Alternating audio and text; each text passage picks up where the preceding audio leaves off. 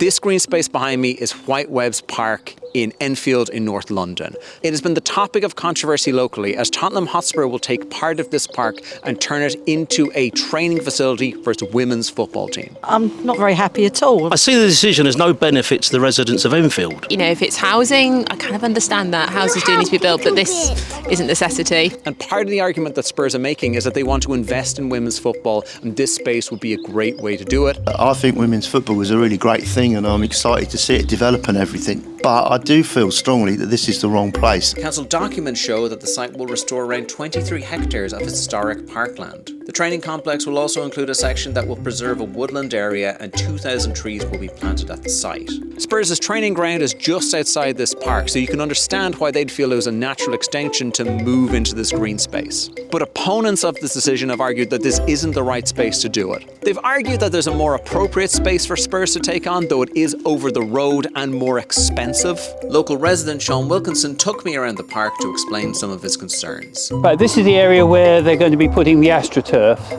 There's going to be one AstroTurf pitch somewhere in this area here. There'll also be lighting for these pitches, and we've noticed that the lights for the men's ground can be seen about 2 kilometres away up in the conservation area by Clay Hill. So the lights here, probably the same, will add light pollution to the sky, which might interfere with the bats and the birds. This is the area where they're going to be building the pitches, and while they're making efforts to preserve a lot of the trees, some rather beautiful trees will be coming down, including that chestnut, which is just over there.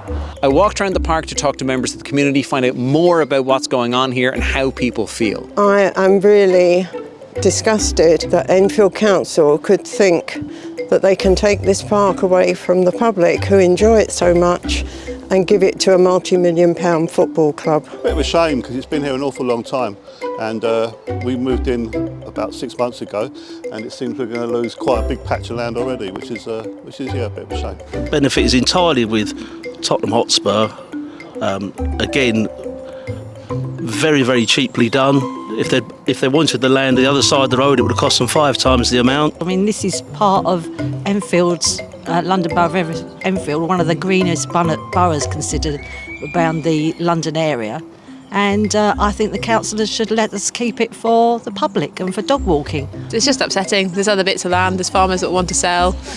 It's just very disappointing. A Spurs spokesperson has told The Standard, "Our proposals will secure its future with a green use and ensure it remains an open and inclusive place for local people to enjoy. We shall improve local access to nature and habitats, provide new facilities for visitors, community groups and sports clubs, and put Enfield on the map as a champion of the women's and girls' game with a best-in-class academy." Enfield Council leader Ercan Erbil said, "Tottenham Hotspur FC have committed to planting 2,000 trees, improving biodiversity, repairing footpaths and improving public access within the park. We believe this project will bring exciting opportunities to Enfield, including job opportunities, apprenticeships and enhanced sports facilities."